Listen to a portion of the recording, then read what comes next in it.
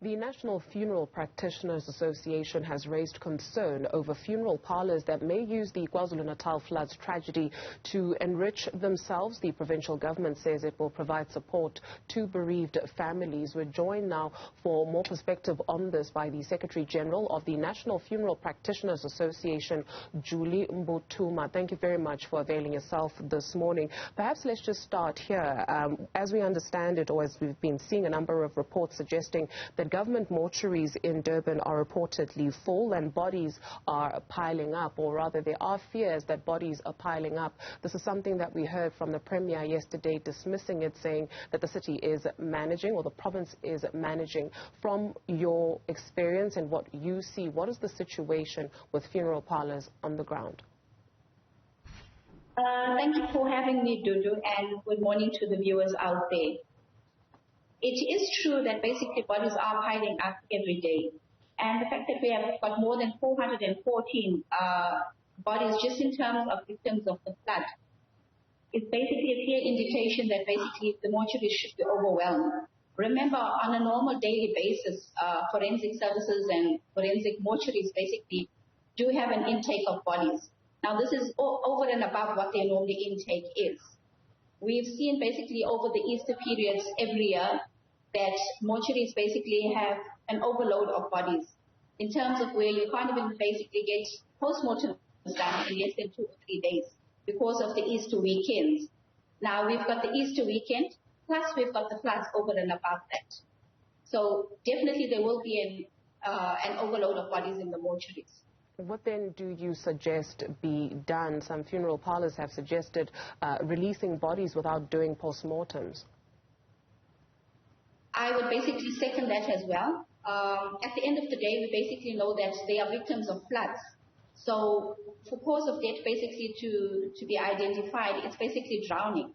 They know that they were drowned because of floods, or that a building collapsed on them, or whatever it is. So it's no postmortem as such where they've actually got to find out that. Julie, I think we're losing you there intermittently. Julie is with... There you are. Please finish your thought. Hi, Julie. Are you back with us? Yes, I am. Please finish your thought.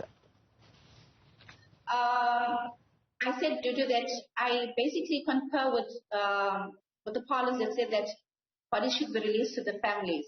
Because when it comes to postmortems, postmortem is to define what the cause of death is. In this case, we know that basically the people died because of drowning or because of a building collapsing on them. So where basically there are reports from the family on what happened, and from whoever collected the body from the site, they will be able to tell whether it's basically because of a building that collapsed or because of drowning. You have and it doesn't help to basically extend the postmortems.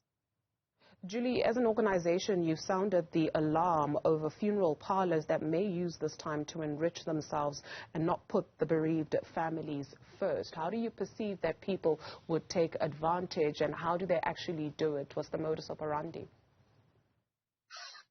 Look, there is basically, the fact that, there's so many funds that are available right now leads us to the loophole for fraud. And it's a fact that we cannot run away from. So as an organization, basically, we are saying basically, instead of people, coming forward and saying they are donating funerals, at least let the families basically choose who they want to do their funerals. We made a visit yesterday to a family out in Verulam who basically had 4 deceased in the one family where their house collapsed, and there's basically, the house is in ruins. You can just basically see bricks around. When we spoke to the family, we advised them that when they go and do their application basically at the forensic services and deal with the paperwork there, when the body is ready for removal from there to a private undertaker, they must just advise them that the organization as such is basically going to be attending to the burial. And from there, they will decide who they are choosing to do their funeral. Because what happens is, you'll get a parlour saying that they are donating, and then they go behind the family's back and then go claim again from the municipality or from government as it stands. I think on that, let's expand for our viewers who might be watching this and have family and they might have contact with them rather, in terms of what to look out for to avoid unnecessary stress on top of everything that people are going through.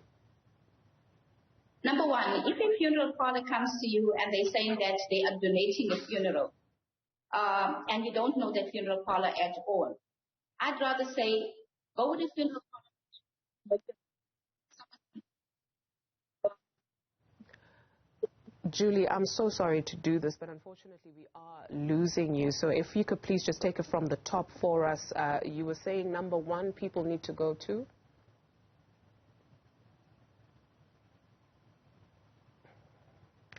Okay, Julie, unfortunately, as you are about to give us very important information, we're not able to get through to you, so we are going to maybe touch base with you online and get those details and perhaps create a graphic, if you will, that we can play out throughout the day for our viewers, for family members that need to be aware of what is happening. I believe you are back with us, Julie. Let's just try one more time. Are you there?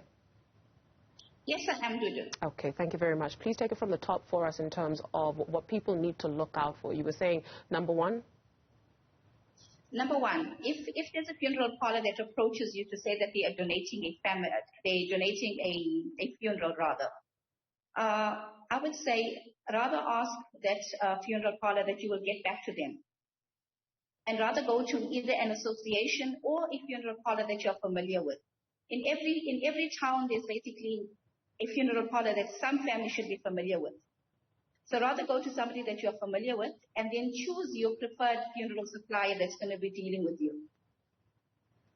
That's where you don't run the risk of somebody saying they're donating a funeral and then going behind your back and going and sourcing funds from government after that. Julie Mbuthuma, Secretary General of the National Funeral Practitioners Association of South Africa. Thank you very much for availing yourself.